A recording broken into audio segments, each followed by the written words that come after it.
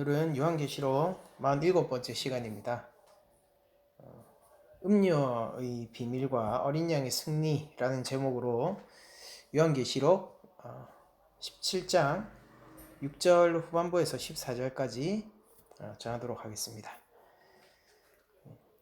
오늘 우리에게 주시는 하나님의 말씀 가운데서 무엇보다도 지금 사실은 오늘 본문을 보시게 되면은 저희들이 계시록을 통해서 계속해서 반복해서 보아왔던 그림의 연장성이자 또 다른 반복적인 그림이라는 것을 알게 될 텐데, 그래서 사실 그렇게 크게 여러분들에게 설명드릴 것이 없어요. 그러니까 계속해서 저희들이 보아왔던 요한계시록의 주제이기 때문에 크게 설명드릴 것은 없지만은, 그러나 오늘 설교를 통하여서 우리가 이 땅 가운데 왜 속하여서는 안 되는가, 그러니까 이 땅이 주는 그런 달콤한 약속들이 어떻게 구주 어린 양 예수 그리스도 앞에서 허상이 되어버릴 것인가를 깨닫고 더욱더 예수님을 향한 믿음과 주 안에서 승리를 함께 누릴 수 있는 하나님의 자녀이자 주님의 제자이자 하나님 나라의 굳건한 백성으로서 서게 되는 시간이 되길 바랍니다. 이 요한이 계속해서 반복해서 밝히고자 하는 이 세상의 어떤 실체와 그 근원적인 성질에 대해서 저희들이 다시 한번 더 알고, 그리고 그것에 대해서 묵상하며 하나님 앞에서 우리의 삶의 어떤 방향성을 하나님께로 정하는 시간 되기를 원하는데요. 먼저 앞서서 저희들이 음녀가 곧 바벨론이라는 것, 그리고 로마라는 것, 그리고 또 사실은 그 음녀라는 것이 사단으로서 이제 주님 앞에서 대적하는 사단으로서, 그러나 그 모습은 굉장히 교묘하게 사람을 유혹하는 모습으로서 등장하게 된다는 걸 보았는데요. 그 이후에 요한이 오늘 본문을 보니까 그 여인을 보고 놀랍게 여기고 크게 놀랍게 여겼다라고 기록을 하고 있습니다. 그러니까 그 모습이 요한에게는 굉장히 놀라웠다라고 반복해서 얘기할 만큼, 그러니까 오늘날 표현으로 하면은 충격을 넘어선 충격이었다, 그런 식으로 저희들이 표현할 수 있을 텐데, 아주 큰 충격을 받고 그 여인을 보게 됩니다. 그러니까 천사가 이렇게 얘기를 합니다. 왜 놀랍게 여기느냐? 왜 놀랍게 여기느냐? 내가 여자와 그가 탄 7머리와 10뿔을 가진 짐승의 비밀을 너에게 이를 것이다 라고 얘기하면서, 그 여자뿐만 아니라 그 여자가 타고 있는 짐승에 대한 비밀도 내가 알려줄 거다. 그러니까 놀라워하지 마라. 그러니까 천사 입장에서는 이런 것들이 무엇입니까? 역사 가운데 너무나도 당연한 것처럼 천사는 반응하고 있는 것이죠. 그렇게 하면서 그 짐승의 비밀을 알려주고 있는데, 그 짐승이 바로 7머리와 10뿔을 가지고 있는 짐승입니다. 그러니까 이거 제가 굳이 설명하지 않아도 요한계시록 13장이라든지 17장에 등장하는 짐승임과 동일한 짐승임을 저희들이 알 수 있어요. 그러니까 13장 1절을 제가 다시 한번 읽어드리면은, 내가 보니 바다에서 한 짐승이 나오는데 뿔이 10이요 머리가 7이라 그 뿔에는 10왕관이 있고 그 머리들에는 신성모독하는 이름들이 있더라 라고 제가 말씀을 드렸었죠. 그러니까 바다에서 올라온 짐승은 이 13장 내용이잖아요.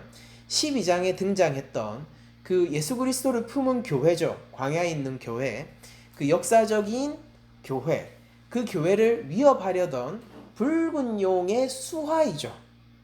붉은 용의 수하입니다. 그러니까 붉은 용은 옛뱀 사단 마귀이고요.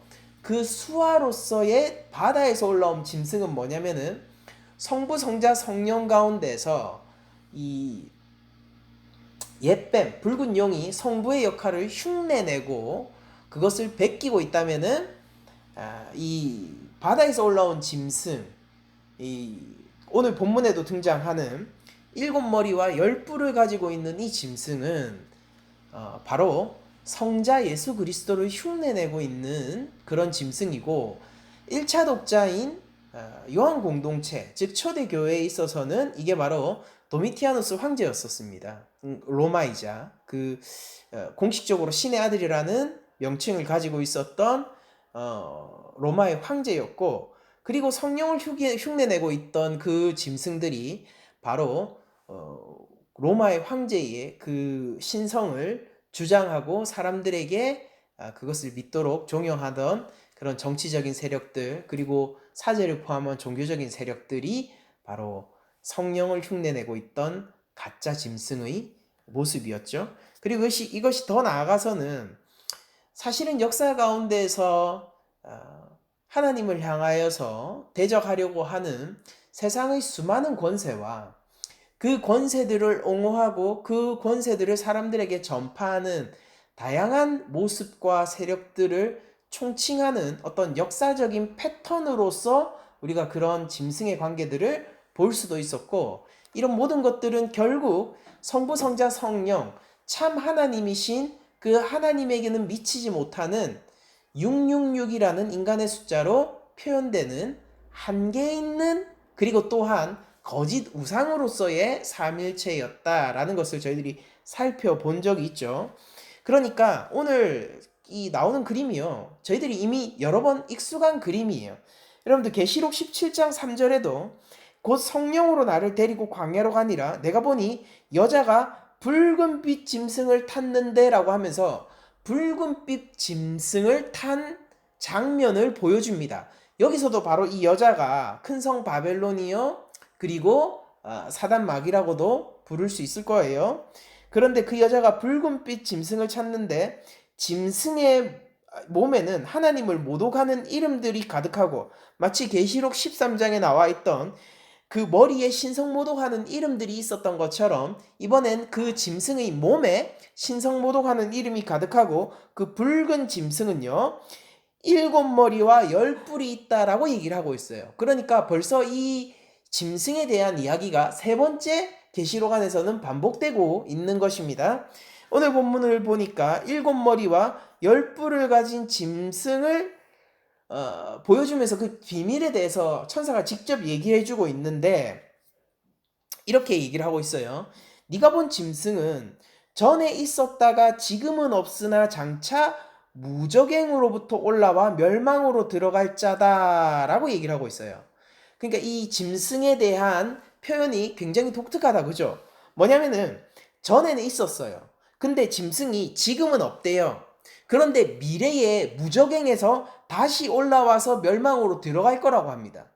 그러니까 이건 무엇입니까? 뭔가 반복되는 패턴이 역사 가운데 계속 나타나고 있다는 것을 암시하고 있죠.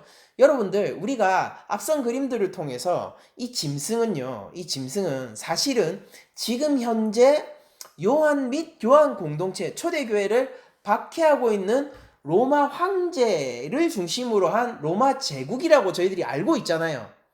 근데 오늘 본문을 보니까 이 짐승이 지금 없는 거라고 얘기를 하고 있는데, 이건 실제 이 짐승이라는 게 현재는 실체가 없다는 뜻이 아니라 이 짐승의 성질, 그러니까 반복하여서 역사 가운데서 출현과 쇠퇴를 반복하게 되는 성질을 보여주고 있는 것이 지금 첫 설명이라고 저희들이 볼 수가 있어요. 그러니까 이것을 실제 지금은 실체로서 존재하지 않는다라기보다는, 그렇게 해석하기보다는 우리가 이 짐승이라는 것이 역사 가운데서 출현과 쇠퇴를 반복하는 이 패턴을 가지고 있는 무엇이다 라고 조금 더 묵시적이고 더 큰 시각에서 바라보는 것이 좋을 것 같습니다.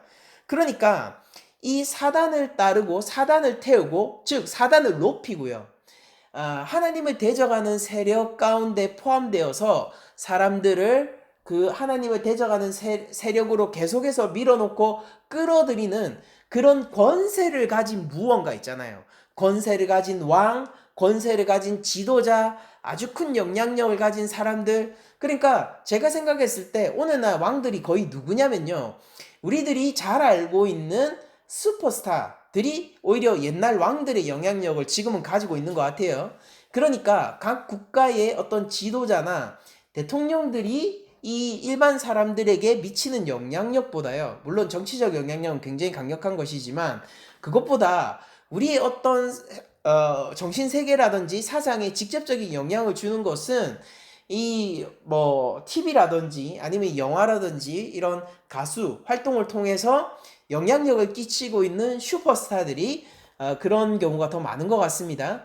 그러나 어쨌든 그것이 무엇으로 정의되든지 간에 왕적인 권력을 가지고 하나님을 대적하는 세력들은 역사 속에서 끊임없이 등장과 쇠퇴를 반복하지만은 마지막 때에는 항상 무엇으로 맞춰지는 것입니까?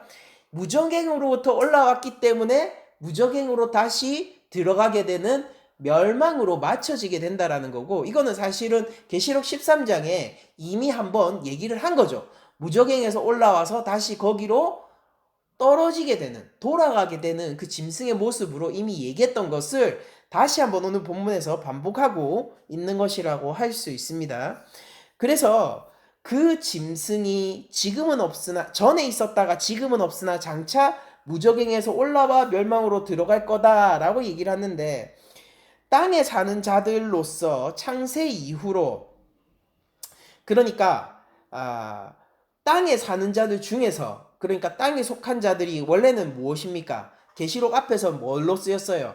그러니까 하나님 앞에서 멸망받을 자들이 머무는 곳이 땅에 속한 그런 사람들의 장소였죠. 그런데 땅에 사는 자들에서 창세 이후로 그 이름이 생명책에 기록되지 못한 자들이, 그러니까 여기서 얘기하는 땅에 속한 자들은 앞서 얘기했던 땅에 속한 사람들의 이미지의 연장선입니다. 그 사람들이, 생명책에 기록되지 못한 사람들이 이전에 있었다가 지금은 없으나 장차 나올 짐승을 보고 놀랍게 여기니라. 그러니까 역사 속에서 등장과 쇠퇴, 그 출현과 멸망을 반복하고 있는 적 그리스도적인 힘을 가지고 권세를 가지고 사람들을 매혹하는, 혹은 유혹하든 혹은 강압하는 그런 권세를 보면서 사람들이 다 놀랍게 여기더라라고 얘기를 하는 겁니다. 그러면 만약에 땅에 속하지 않은 사람들은 어떻다라는 말일까요? 땅에 속하지 않은 사람들은 그걸 보고 놀라워하지 않는 거예요. 왜 그러냐면은 그들은 어린 양의 권세를 보면서 이미 놀라워하고 있기 때문에 이런 언젠가 끊어지고 쇠퇴하게 될 권세를 보면서 조금 더 꿈쩍할 수가 없는 것입니다. 여러분들, 영원히 빛을 발하지 않는 금을 소유하고 있는 사람이 어떤 도금한 보석을 보면서, 가짜 보석이잖아요. 그 도금한 보석을 보면서 뭐 이게 놀랍다라고 여기겠습니까? 영원한 권세를 가진 어린 양 예수 그리스도, 영원한 하나님 나라의 왕이신 그분을 알고 있는 땅에 속하지 않고 하나님 앞에 서 있는 자들은 이 땅에 속한 자들이 보고 놀랄 만한 그 권세를 보고도 꿈쩍하지 않는 거예요. 그러나 생명책에 기록되지 못한 땅에 속한 자들, 즉 예수 그리스도를 믿을 수 없고 주님 앞에 나아갈 수 없는 자들, 회개할 수 없는 자들, 하나님을 대적하기를 원하는 자들은 어떻게 됩니까? 그 짐승을 보고 너무 놀라운 겁니다.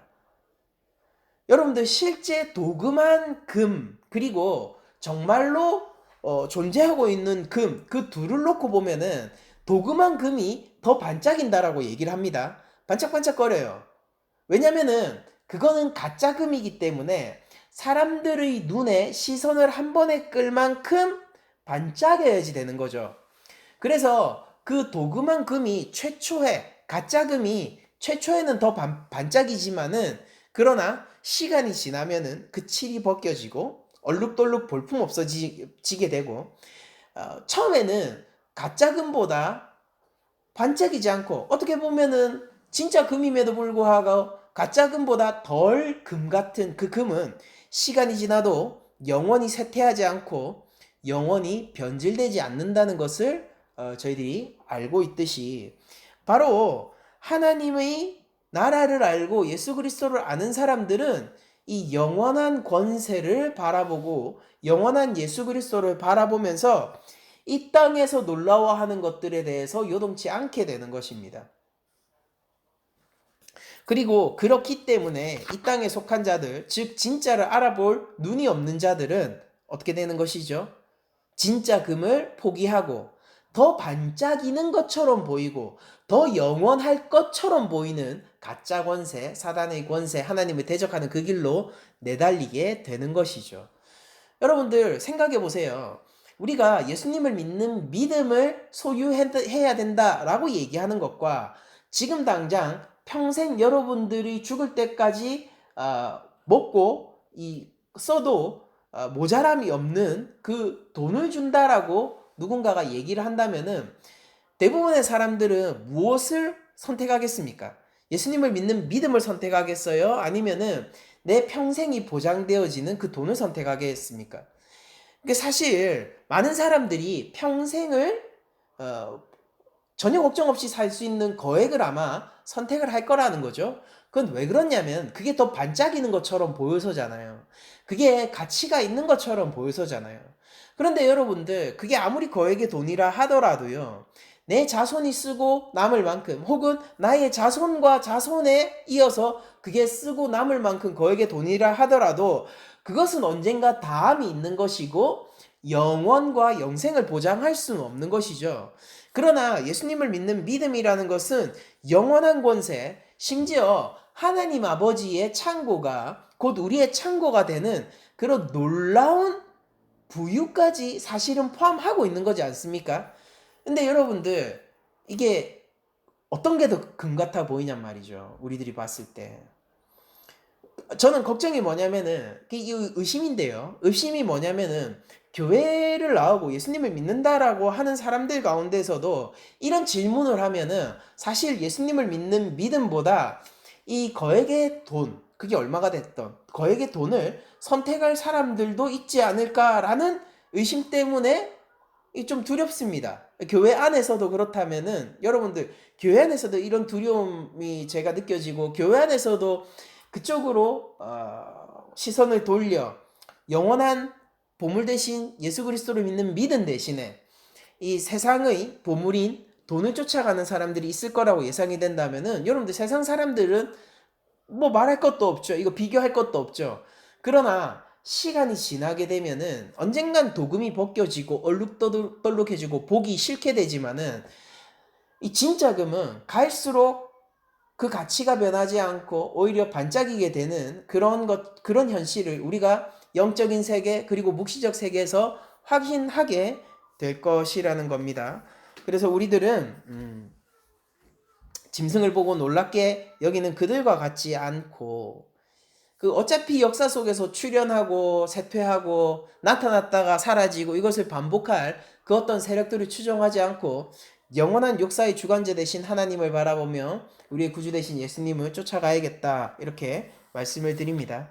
구절을 보시게 되면은 지혜 있는 뜻이 여기 있으니 그 일곱 머리는 여자가 앉은 일곱 산이라고 얘기를 하고 있는데요. 이것은 사실은 다분히 로마시를 겨냥하고 있는 표현이에요.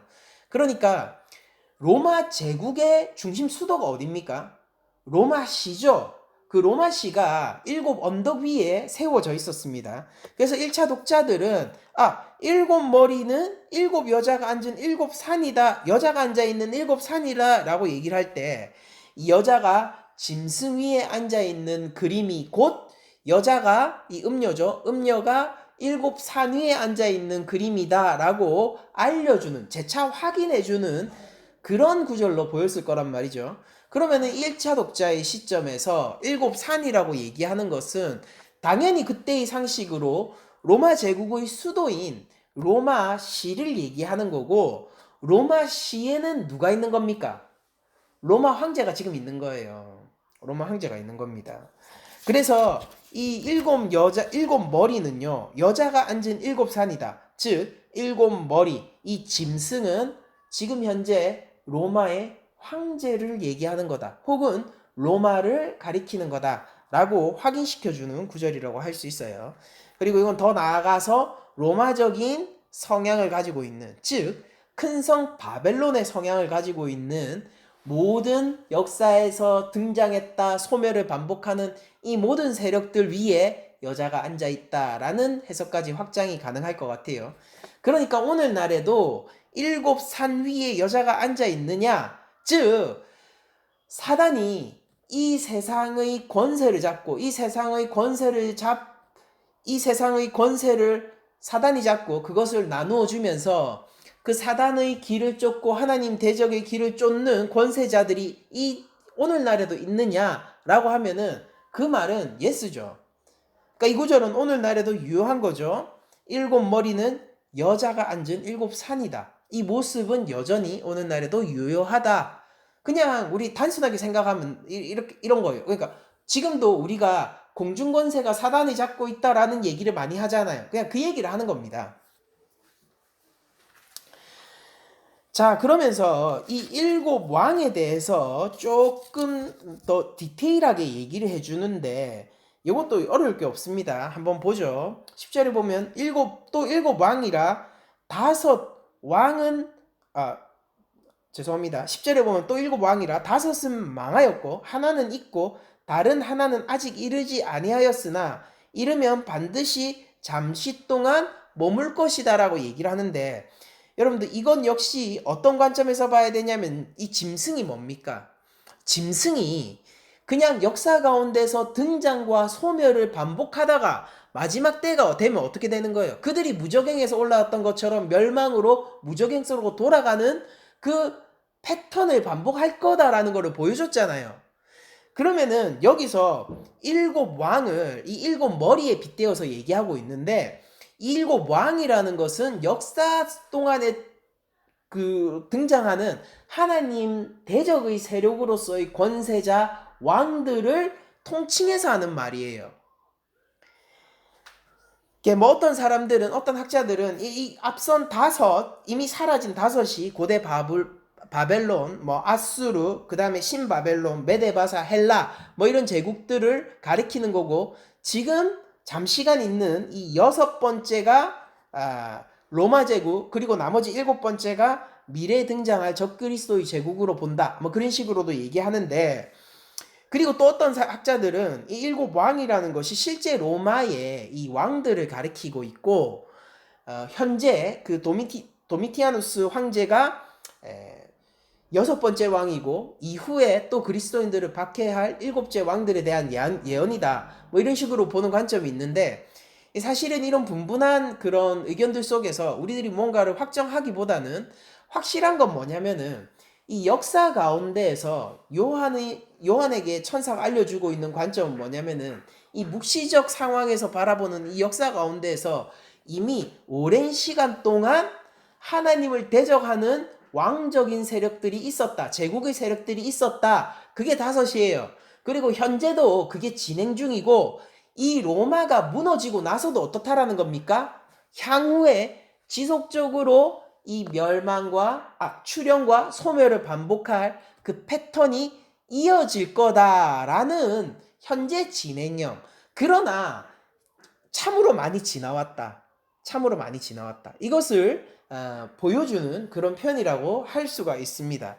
여러분들 예수님이 오시고 나서 이 땅에 오시고 나서 벌써 2000년이 넘게 흘렀지만은 여러분들 우리들이 역사를 통해서 확인하는 것은 무엇입니까? 여전히 이 세상은 하나님께 가까이 가는 것을 좋아하지 않아요. 그리고 이 땅에서 권력과 힘이라는 것은요, 그것이 결코 하나님의 마음을 만족해 하고 사람들을 회개하는 대로 이끄는데 사용되지 않는 것을 저희들이 보게 되죠. 그래서 우리들은 이제 로마 제국은 끝났고 초대교회를 향한 그리스도인을 향한 박해도 끝이 났지만은 여전히 음녀처럼 매혹적으로 음녀처럼 유혹적으로 그리스도인들을 유혹하고 사람들 땅에 속한 자들에게 놀라움을 선사하며 하나님에게서 멀어지게 하는 그런 역사적 흐름을 저희들이 보고 있지 않습니까? 그게 바로 일곱 번째 일곱 번째 왕의 출현을 저희들이 경험하고 있다라고 볼 수 있을 것이고 또 우리들이 현재 시점에서 이 본문을 보면서 저희들이 이 요한의 시점에서는 일곱 번째 왕의 세계를 경험하고 있는 것이지만은 또 미래를 세대를 바라보면서 우리가 이걸 똑같이도 얘기할 수 있어요. 지금까지 다섯 왕이 있었고 하나님을 대적하게 만드는 다섯 왕이 있었고 우리가 지금 여섯 번째 왕의 시대를 살고 있지만은 미래 세대 내 아들아 내 딸아 나의 손자야 나의 손녀야 너희들이 이제 일곱 번째 시대를 살아갈 때에 일곱 번째 왕이 새롭게 있을 것이다. 여러분들 이것이 보여주는 것이 무엇입니까? 여러분들 주님이 오기 전까지는요. 이 전쟁이 끝이 없고요. 사단의 미혹의 시도가 끝이 없고요. 그리스도인들은 언제나 하나님께 의지하여 하나님께로 나아가지 않으면은 금세 넘어질 수밖에 없다는 것을 보여주는 것이죠. 그러니까 한 적이 끝난 게 아니에요. 한 세력이 그리스도인들을 핍박하는 한 세력이 멈춘다고 해서 그게 멈추는 게 아니라 다시 등장할 거예요. 왜냐면은 짐승이 그 붉은 짐승 머리가 7 달리고 뿔이 10개 달린 그 짐승은 계속해서 바뀌어도 그것을 타고 조련하고 있는 음녀는 영원히 변하지 않기 때문입니다. 그게 바로 옛뱀 사단 마귀이고 하나님을 대적하는 세력의 흐름인 거고, 그것은 주님께서 이 땅에 오셔서 마지막 심판을 하시기 전까지는 하나님이 허락하신 만큼 권세를 계속 부릴 거기 때문이에요. 그러니까 그게 실제로는 하나님을 대적하고 있는 게 아니지만은 하나님이 허락하는, 즉 부처님 손바닥 아니다라고 얘기하는 것처럼 하나님 손바닥 안에서 허락된 만큼 하나님을 대적할 것이기 때문에 우리들은 그냥 나를 하나님에게서 멀어지게 하는 어떤 한 존재 혹은 어떤 한 습관, 나를 하나님에게서 멀어지게 하는 어떠한 생각, 어떠한 죄악에서 떠났다고 해서요, 그 이후에 즉시 방심해서는 안 돼요. 그것은 전쟁의 끝이 아니라 오히려 새롭게 우리들이 대비를 하고 늘 깨어 있어야 하는 이유가 되는 겁니다. 언제? 하나님 앞에서 우리를 낭망시키고자 하는 시험과 그런 세력들이 다가올지 모르기 때문인 거죠. 역사 가운데서도 이런 패턴이 반복되지만은 여러분들 더 좁게 우리 개인의 신앙 안에서도 이런 패턴은 반복되는 거예요. 나를 무너뜨리고 나를 하나님 앞에서 실족하게 하는 생각이나 나의 어떤 믿음이나 잘못된 믿음이나 혹은 나의 죄악들이요, 한 가지를 넘으면은 또 다른 한 가지가 나타나는 것이고, 또 한 가지를 넘으면 또 한 가지가 드러나는 것이고, 어떻게 보면은 우리에게 있어서 믿음의 전쟁이라는 것은 잠시 잠깐의 평화와 계속된 전쟁으로 얘기할 만큼 우린 하나님 앞에서 한없이 모자라고 부족한 면을 보일 수밖에 없는데, 여러분들 여기에서 우리들이 알 수 있는 건 뭐냐면은, 좋아요, 우리가 그런데 거기에서 우리에게 집중하고 우리의 연약함에 집중하고 우리가 낭망했다라는 사실에 집중하게 되면은 그것은 역사 가운데서 계속해서 등전과 소멸을 반복하고 있는 그 짐승의 세력에게 우리의 빈틈을 내어주는 꼴이 되는 겁니다. 오늘 본문에 다 보시면 알겠지만은 여러분들 그럴 때일수록 무엇을 해야 되느냐? 나의 연약함, 얼마 전에도 하나님 앞에서 제가 회개를 했어야 되고, 그리고 또 우리 아내는 또 밖에서 한마디를 하면은 또 마음속에 성령님이 주시는 찔림을 가지고 들어와요. 집에 들어와서 이런 것들이 후회된다, 내가 이렇게 얘기할 걸 그랬다, 뭐 그런 얘기들을 하게 되는데, 여러분들 그럴 때에 우리 사실 일반의 경험이잖아요. 모든 그리스도인 일반의 경험인데, 여러분들 이럴 때에 바로 주 예수 그리스도의 십자가 보혈 가운데라 하고 예수님을 붙들고 예수님을 믿는 믿음 가운데에서 이 상황들을 역전하고 승리하는 경험들을 계속해야지, 이 가운데 머무르고 있으면, 이런 패배 경험 가운데 머무르고 있으면은 이 성전과 출현, 성장, 소멸을 반복하는 이 짐승의 세력 가운데 나의 마음을 내어주게 되는 그런 결과를 낳게 될지도 모릅니다. 여러분들 7번째 왕은요, 당연히 여기서 보면은 마지막 무적행으로 돌아간다, 멸망으로 돌아간다 라는 표현처럼 7번째 마지막 왕은 마지막 적 그리스도, 그러니까 주님이 오시기 직전에 주님 앞에서 그 왕성하게 대적하는 세력을 가리키는 건데, 이 세력의 가능성은 어느 세대나 있죠. 가능성으로 치자면요, 이 요한 당시에 이 황제들도 마지막 세력이었을 가능성이 있어요.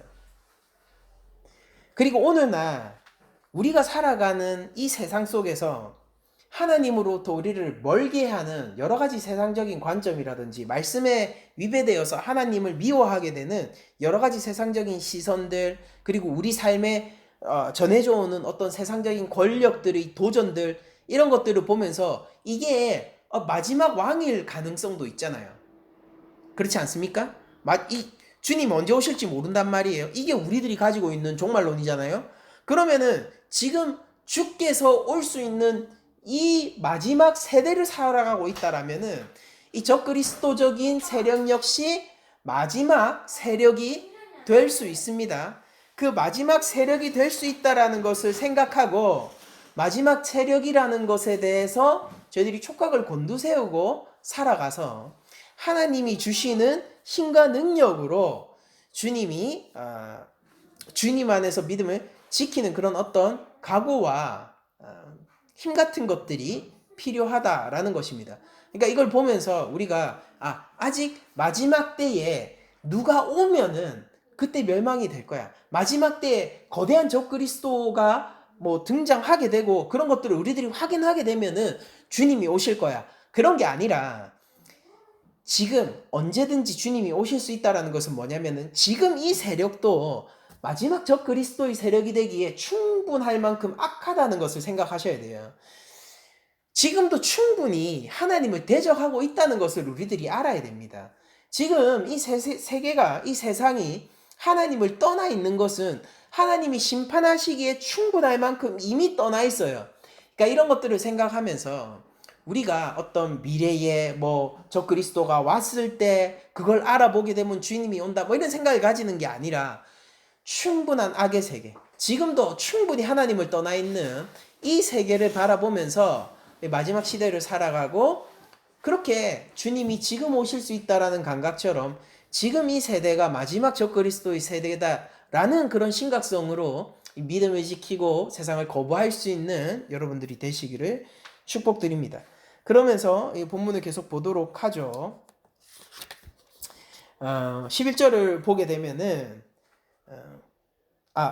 제가 한 가지 더 말씀드리면은 이제 10절에 마지막 그 일곱이 오게 되면은 반드시 잠시 동안 머물 것이다 라고 하는 것은 이 역사적인 그 악의 제국의 등장과 소멸의 사이클 가운데 악의 제국이 한번 등장하잖아요. 그러면은 반드시 일정 기간 이상, 그 하나님이 정하신 때까지겠지만은 그러나 일정 기간 이상은 반드시 존속을 하게 된다라는 것을 보여주는 거예요.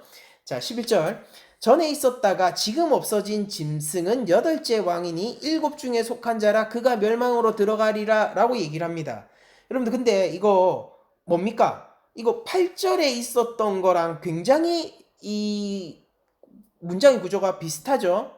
그러니까 8절에 보면은 네가 본 짐승은 전에 있었다가 지금은 없으나 장차 무적행으로부터 올라와 멸망으로 들어갈 거다 라고 얘기를 했지 않습니까? 그쵸? 그런데 여기서 11절을 보면은 마치 이것의 변주처럼 전에 있었다가 지금 없어진 짐승은 이라고 얘기하면서 8절에서 얘기했던 짐승이 다시 한번 등장하게 되는데 그 짐승을 뭐라고 하느냐면은 8째 왕이라고 얘기를 해요. 8째 왕이다. 미래에 있을 그 전에 있었는데 지금은 없어진 짐승이 바로 8째 왕이다. 근데 이 8째 왕이 8절의 설명에 따르면 뭡니까? 장차 무적행에서 올라온 자다 이렇게 얘기를 하고 있죠? 자, 무적행에서 올라온 8째 왕은 신기하게도 7 중에 속한 자다라고 소개가 되어 있어요. 그러면 이 8째 왕이 1번부터 7번 왕까지 중에서의 누군가인가 라고 생각을 하게 된다면은 그러니까 누군가가 다시 1번부터 7번 왕 중에서 누군가 한 명이 다시 부활한 것인가 라고 생각을 하면은 그건 큰 착각입니다. 그러니까 이걸 상징으로 요한계시록을 상징으로 읽는 것이 굉장히 중요해요. 바로 이 8째 왕이 7 중에 속한 자다라고 얘기하는 것은 이 7 왕의 성질과 동일한 왕이다라는 표현이에요. 자, 우리들이 배웠던 게 뭡니까? 다시 한번. 이거 엄청 쉬워요. 그러니까 이거 사실은 본문을 분석해 놓고 보면은 역사 가운데 등장, 성장, 소멸을 반복하는 그 하나님을 대적하는 그리고 큰 성 바벨론, 음녀 바벨론, 즉 옛뱀 사단 마귀를 지지하고 그쪽 길로 가는 왕들이 등장하고 소멸하고 등장하고 소멸하고 등장하고 소멸하죠. 그 가운데에서 그 왕들의 실체를 대변할 수 있는 8번째 왕이 있는데 그 안에 7 왕이 다 있는 거예요. 돌려 얘기하자면은 7 왕의 성질을 한 몸에 가지고 있으며 동시에 이렇게도 얘기할 수 있을 거예요. 그 7왕의 성질이 어디를 롤 모델로 하고 있냐면 이 8번째 왕을 롤 모델로 하고 있죠. 바로 그 사단을 얘기하는 겁니다. 그 왕이 7 중에 속했다. 그러니까 역사 가운데 계속해서 이 적그리스도의 세력을 받쳐드는 그 왕적인 제국들의 세력들에 의해서 숭배를 받고 경배를 받게 되는데, 그러나 그것은 반드시 멸망으로 갈 것이다.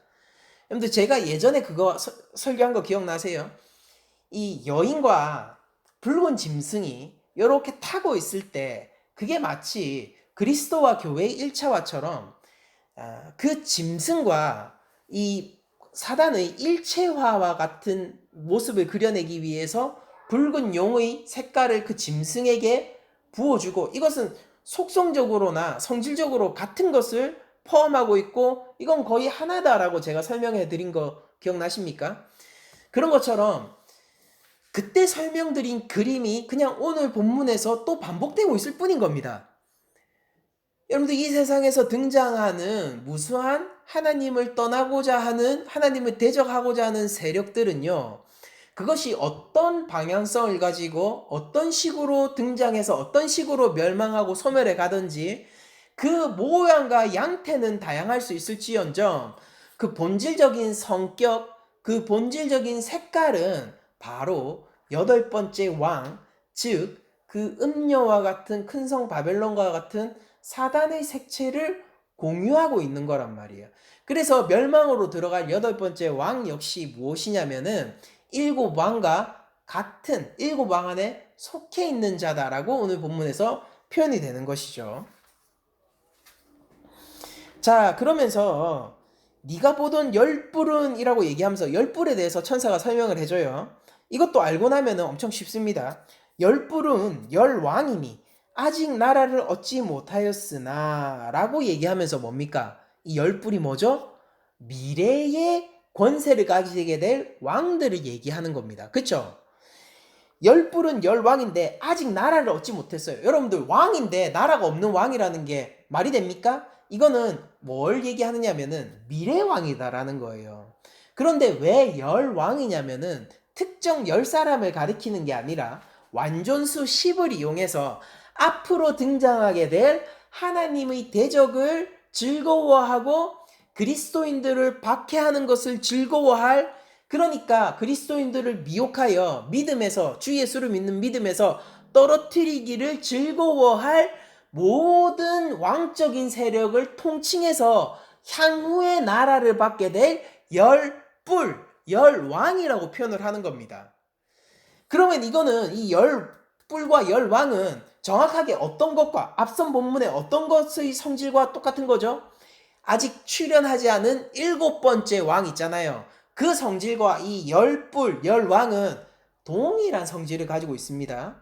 그러면은 이 미래의 열왕은 뭐냐? 자, 어떤 식으로 설명하는지 보도록 하죠. 열뿔은 열왕이니 아직 나라를 얻지 못하였으나 다만 짐승과 더불어 임금처럼 한동안 권세를 받으리라. 여기서 말하는 짐승은 바로 8번째 왕으로 속해 있는 짐승이고, 이것은 음녀 바벨론과 거의 동일시되는 짐승이면서 동시에 그들은 권세를 가지고 이 세상을 통치하게 될 것이나 그거는 뭐라는 거예요? 한정적이다라는 겁니다. 그러면 이 열뿔, 열왕도 당연히 어떤 사이클 안에 있는 거예요? 출현, 성장, 멸망, 이 사이클 안에 있는 거죠. 그러니까 우리가 살아가면서요, 시대가 바뀌는 것을 저희들이 경험하게 되죠. 여러분들, 제가 어릴 때랑, 그리고 한국 사회는 유독 변화가 빠른 사회였으니까 제가 어릴 때랑 지금 40 중반이 되어서 바라보는 한국 사회는요, 굉장히 달라요. 지금 젊은 세대는 과거의 제 삶을 이해하지 못할 거예요. 그런데 마찬가지로 제가 저희 부모님의 삶을 이해하지 못해요. 왜냐면은 저희 부모님이 살아오신 세월도요, 너무나도 격변기였기 때문이에요. 그러니까 우리는 일제시대를 경험하고 또한 6.25 전쟁을 경험하고 산업화 시대를 경험하고 또 고도로 성장한 선진국의 시대를 동시에 경험한 세대들이 동시에 있잖아요. 이렇게 시대가 막 격변하고 빠르게 변하는데요. 그 가운데에서 어떤 대한민국을 주름 잡던 한 가지 아젠다가 갑자기 출현했다가 사라지기도 하고 또 다른 아젠다가 등장했다가 소멸되기도 하고 이런 것들을 계속 보잖아요. 그러니까 대한민국 사회 이 짧은 시기만 봐도 100년이 안 되는 이 시기만 봐도 수많은 아젠다들이 등장했다가 사라졌다가 사회적인 이슈가 등장했다가 사라졌다가 사회적으로 변화에 따라서 뭔가가 중요해졌다가 무언가가 안 중요해졌다가 뭐 그런 식으로 바뀌는 걸 보게 되는데 이게 역사라는 더욱 거대한 틀 가운데로 들어가게 되면은 하나님의 묵시적 관점에서 수많은 하나님을 배반하고자 하는 힘들이 등장했다 소멸하는 것이 끊임없이 반복되고 있는 것입니다. 그리고 앞으로도 그럴 거라는 거예요. 언제까지요? 우리 주께서 오셔서 모든 것을 공의와 하나님의 사랑으로 정리하기 전까지는 그 모습이 계속 반복될 거라는 거예요. 그런데 이렇게 반복되고 이렇게 성장 출현과 소멸을 반복하고 있는 이 어지러운 세상 속에서도 변하지 않는 한 가지가 있다라는 겁니다. 그것을 주도하고 있는 변하지 않는 한 가지가 있다라는 거예요. 그러니까 한국 사회도 수없이 변해왔지만은 그 가운데서 변하지 않는 한 가지가 있는 거예요. 뭐냐면은 더 잘 살고 싶다라는 거죠. 그걸 위해서 수없이 한국 사회가 옷을 갈아입었지만은 그러나 근본적인 열망은 그거 하나라는 거예요. 여러분들 묵시적 관점에서 수많은 옷을 입고 수많은 모양을 가지고 하나님을 대적하고자 하는 수많은 가치들, 새로운 가치들, 그리스도인들을 미혹하고 그리스도인들의 믿음을 버리게 할 만한 새로운 가치들, 더 좋은 것들이 계속해서 등장하고 소멸하고 이렇게 하지만은 그러나 그 근본 가치는 뭡니까? 하나님과 대적하여서 싸우겠다라는 그 근본적인 가치 위에서 그냥 옷만 계속 갈아입는 거라는 것입니다. 그런데 우리들은 다른 가치 위에 있어야 되는 거예요. 그게 뭐냐면은 바로 주 예수 그리스도라는 영원한 가치 위에 있어야지 이 세상이 끊임없이 던져주는 새로운 힘과 새로운 권세에 속지 않을 수 있다는 것입니다. 보세요. 13절에서도 그러니까 이 한동안 임금처럼 권세를 받는 그 짐승을 뭐라고 표현하고 있냐면 그들이 한 뜻을 가지고 자기의 능력과 권세를 짐승에게 주더라. 그러니까 하나님하고 싸우려고 하는데 그 편이 되겠다라는 거예요. 여러분들 앞서서 우리 마지막 아마겟돈 전쟁 봤죠? 우리 본문에서 그것을 제가 설교했잖아요. 그게 뭐냐면은 온 세상을 규합해서 하나님에게로 달려가려고 하는 그 사단의 모습을 저희들이 살펴봤잖아요. 근데 그때 하나님이 어떻게 했습니까? 하나님이 그들 사이를 막고 있는 바다를 가르셔가지고 들어와 하고 계셨잖아요. 들어와. 그러니까 사단 입장에서는 어떠고 싶냐면은 그냥 영원히 하나님이 우리를 격리하고 차라리 그 하나님을 향해서 이빨을 내밀고 으르렁대고 있지만은 그러나 이 철창 문이 열리지 않기를 바라고 있는 겁니다. 철창 뒤에서는 센 척할 수 있거든요. 으르렁대고 이빨을 드러내고 철창이 우리를 보호해주니까 그렇게 하고 있는데 그 주인이 문을 여는 거예요. 문을 열고 그래 물 거면 물어봐 하는 순간 이제 발에 불이 떨어지는 겁니다. 이제 진짜로 물어야 돼요. 온 세력을 규합하는 겁니다. 그래도 그 주인은 전혀 미동하지 않고 철창문을 연 채로 들어와. 네가 나를 물려고 그래? 그럼 물어봐. 능력 있으면 물어봐. 이렇게 하고 계신 여유로우신 하나님을 봤잖아요. 사단이 엉덩이에 불이 붙어가지고 발등에 불이 떨어져서 온 세상을 규합하고 온 왕적인 권세들을 모아가지고 그 강 앞에서 하나님을 대적하기 위해서 그 바다 앞에서 이렇게 군대를 모으는 장면들을 저희가 앞에서 봤잖아요. 그게 그냥 똑같은 거예요. 지금 본문 그림이. 그러니까 반복되는 거예요. 뭐냐면은 이 앞으로 있는 출현과 소멸을 반복할 어떤 세력인지 간에 하나님과 싸우려 할 건데, 그걸 통해 가지고 이 사단에게 속아 가지고, 왜냐면은 이 짐승을 보니까 너무 놀랐거든요. 어린 양의 권세를 알고 있는 우리들은 하찮지만은 그들이 볼 때 이 짐승의 권세는 너무 놀랐거든요. 그러니까 이 짐승의 편을 들고 자신의 능력과 권세를 거기에 보태려고 하고, 그 길은 뭐냐면 하나님과 싸우는 길인데, 그 끝에는 무엇이냐면 멸망이 당연하죠. 그들은 모르고 있는 거예요. 자기가 힘과 권세를 보태고 있는 그 사단 마귀는 하나님 앞에서 지금 두려워 떨고 있는 겁니다.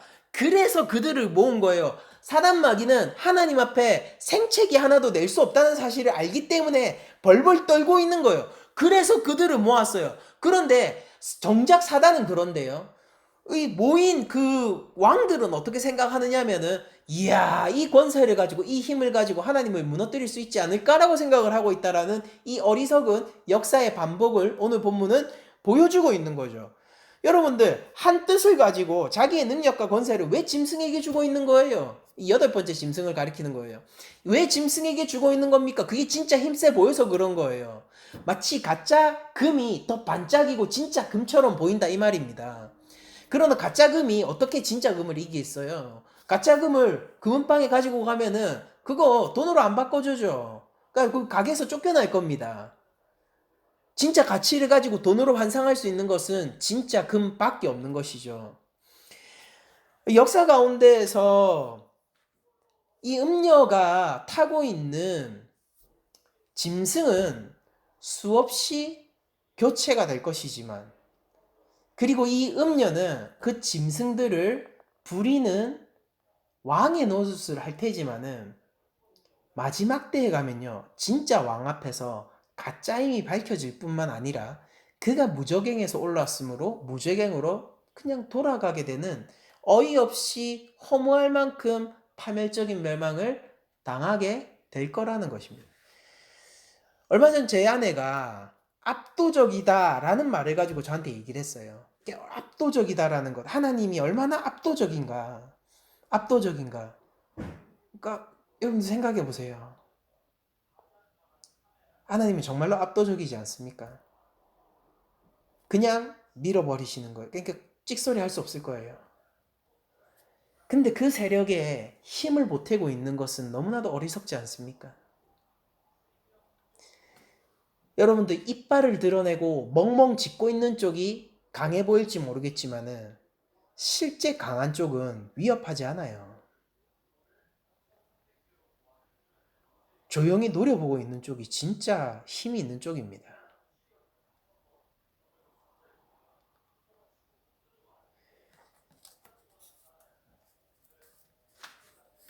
여러분들 예전에 권투 시합을 보게 되면 마이크 타이슨 저희들이 잘 알고 있잖아요. 그 마이크 타이슨의 전성기적 시합을 보잖아요. 그러면은 링 위에서 이제 맞붙기 전에 서로 눈싸움을 한단 말이죠. 눈싸움을 할 때요, 상대방은 온몸을 흔들면서 막 이렇게 하면서 노려봐요. 막 노려봐요. 그때 마이크 타이슨은 어떻게 하는지 아세요? 입술 꽉 깨물고 그냥 가만히 있습니다. 눈만 따라가요. 여기에서 사람들은 뭘 느끼냐면은, 아, 상대편이 겁먹었구나, 두려워하는구나를 느낍니다. 사자가 우는 것과 같은 모습 때문에 우리가 사단을 두려워할 필요가 없어요. 으르렁대고 발톱을 날카롭게 세우고 위협하는 모습 때문에 그 사단을 우리들이 두려워할 필요가 없어요. 왠지 아세요? 그들의 겁먹은 모습입니다. 우리 하나님 어떻게 하고 계시죠? 가만히 지켜보고 계세요.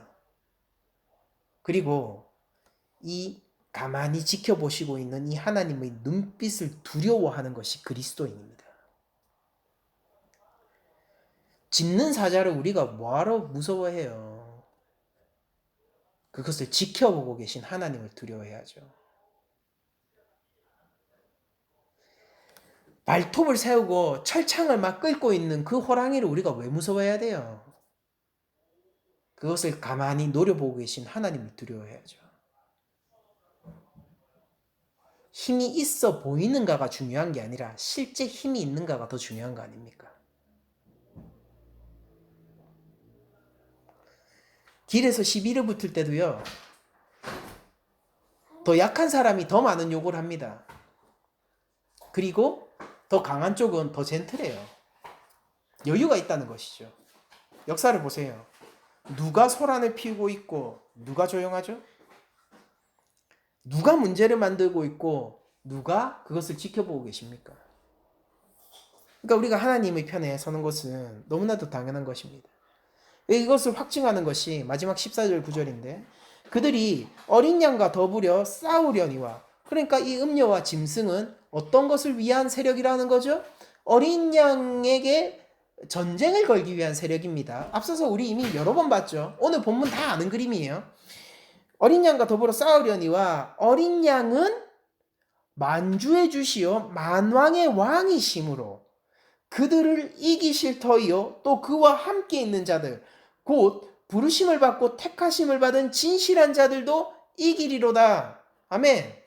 여러분들, 이 짐승에 속한 자들, 짐승을 보고 놀랍게 여기는 자는 8절에 따르면 땅에 사는 자들이에요. 그런데 어린 양과 함께하는 자들은 진실한 자들이고 부르심을 받은 자들이고 택함을 받은 자들이고 이들은 이기는 자라는 겁니다. 여러분들, 요한계시록 가장 초반부에 7교회에 대한 이야기가 나올 때에 그때 이기는 자들이 무엇을 상으로 얻게 되죠? 영생을 상으로 얻게 되잖아요. 그러니까 예수 그리스도의 이 길에 동참한 자들, 어린 양의 길에 동참한 자들, 이 자들이 이기는 자들이 되고 영생을 얻게 되는 자들이 되고, 그 반대편은 지금 오늘 본문에서 뭐라고 쓰여 있는 거예요? 멸망인 거예요. 그러니까 오늘 본문이 우리에게 보여주는 것은 우리들이 지독히도 많이 봐서 우리가 너무나도 잘 알고 있는 이 구도, 하나님 편에 서는 자가 생명을 얻겠고 그 반대편에서 하나님을 대적하는 자는 영원히 멸망하리로다. 이 그림을 우리에게 또다시 보여주고 있는 것입니다.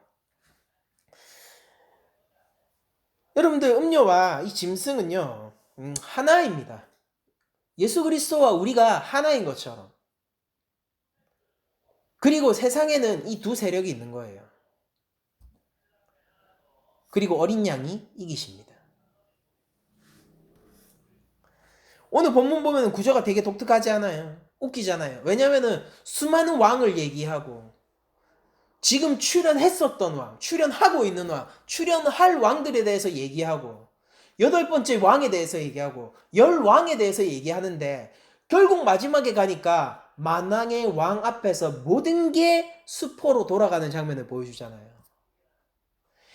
여러분들, 왕이 예수님밖에 없다는 걸 이거는 얘기를 하고 증명을 하고 있는 구절이에요. 세상에는 여러 왕이 있는 것이 아니라 오직 예수님이라는 왕밖에 없다는 것을 증명하는 구절이에요.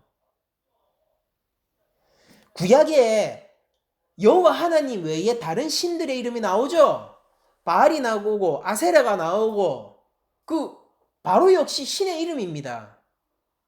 그런데 그런 신들의 이름이 등장하는데 그 신들의 이름이 등장하는 이유는요, 그런 다양한 신들이 있다는 걸 증명하기 위해서 그게 등장하는 거예요? 아니면은 여호와 하나님만이 유일하신 하나님이다를 증명하기 위해서 등장하는 겁니까? 구약은 여러 신들의 이름을 알고 있어요. 그런데 그 신들의 이름을 알므로 말미암아 하나님밖에 하나님 된 분이 없다는 것을 증명하는 것이고, 여기 오늘 본문도요 여러 왕들이 나옵니다. 수많은 왕들이 나와요. 그런데 이 왕들이 나오는 이유는 뭐냐면요, 예수 그리스도 외에 다른 왕은 없다는 것을 보여주기 위해서 이걸 보여준단 말이에요. 그러니까 여러분들, 만왕의 왕이시다라고 하면 모든 왕들 가운데 왕이란 뜻인데, 아니 모든 왕들 가운데 왕이신 예수 그리스도와 그에게 속한 왕이 전쟁을 벌이는 게 말이 돼요? 그건 안 되잖아요. 왕들의 왕이면은 같은 편이어야죠. 근데 오늘 그림이 보여주는 게 뭐냐면은 수많은 왕들이 있는데 진짜 왕들 가운데 그 왕들을 포섭하는 왕이 있다. 무슨 그림입니까?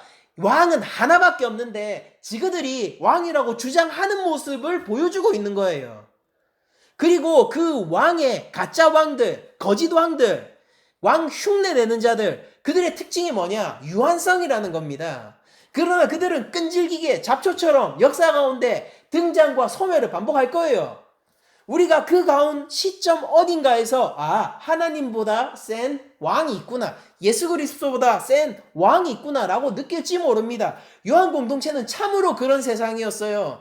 예수 그리스도의 이름보다 이 로마 황제의 칼날이 가까이 있거든요. 왕성하거든요. 그러나 지금 그 로마 황제는 어디 있습니까? 아니, 로마 제국은 어디 있습니까? 소멸했단 말입니다. 그러니까 영원하신 예수 그리스도의 왕됨 앞에서 서로 왕이라고 얘기하고 그 용에게서 받은, 사단에게서 받은 잠시 잠깐의 권세로서 잠시 잠깐 왕적인 권세를 누리는 수많은 왕들은 다 뭐라는 거예요? 가짜라는 거예요. 지금 왕성하다? 여러분들 미래에 어떻게 될지 말 안 해도 뻔하잖아요. 멸망할 거 아닙니까? 지금 출현했다? 출현하면은 한동안 가겠죠. 그러나 그 미래는 어떻게 되는 겁니까? 멸망하겠죠. 그리고 주님이 오셨을 때 어떻게 되는 거예요? 다 끝난다 이 말입니다. 만왕의 왕이라는 것은 유일하신 왕을 얘기하는 것이고, 만주의 주라는 것은 유일하신 주인을 뜻하는 거예요. 수많은 주인들이 있는 게 아닙니다. 수많은 왕들이 있는 게 아니에요. 예수 그리스도 한 분이 있는 것입니다. 그러니까 오늘 본문은 그걸 보여주는 것이고, 그리고 수많은 왕들을 이렇게 소개하고 막 이런 패턴들을 얘기하지만은 예수님의 와서는 어떻습니까? 어린 양인데, 사자 아니죠. 늑대 아니에요. 어린 양인데, 이 약해 보이는 이 왕, 어린 양에게 와서는 어린 양을 설명하는 패턴이나 그런 거 없어요? 없어요. 왜냐하면 처음부터 왕이었고 지금도 왕이시며 앞으로 영원히 왕이시거든요. 뭘 소개합니까? 주는 왕이시다. 예수님은 왕이시다. 끝났어요. 그리고 승리하신다. 더 이상의 설명이 필요 없는 겁니다. 깔끔하죠. 우리들은 역사 어떤 한 스팟을 살고 있습니다. 하나님의 묵시적인 역사 가운데서 주님이 오시기 직전에 역사의 어떤 한 부분을 살고 있는 유한한 인간들이에요. 우리들은 2024년 이 시대를 살아가고 있는 우리들은 유한한 인간이란 말이에요. 그리고 지금 믿음보다 하나님보다 왕성한 것이 있는 것처럼 여겨지는 시대 가운데 우리들이 살고 있습니다. 주님이 지금이라도 올 수 있다면 이 시대가 마지막 시대라고 생각하고, 주님이 만약에 지금이라도 오실 수 있다라고 우리들이 믿는다면 지금 우리를 둘러싸고 있는 이 세상적이고 하나님에게서 우리를 떼어놓으려고 하고 미혹하게 하는 이 시대의 정신과 힘들을 우리가 마지막 적 그리스도라고 생각하면서 살 수 있는 거잖아요. 그러니까 다시 한번 강조하지만은 어떤 시대든지 마지막 시대가 될 가능성이 있어요. 왜냐? 충분히 하나님에게 대적하고 있습니다. 이미. 마지막이 돼서 엄청나게 대적해야 돼, 뭐 그런 게 아니라 우리는 이미 충분히 하나님에게 대적하고 있어요.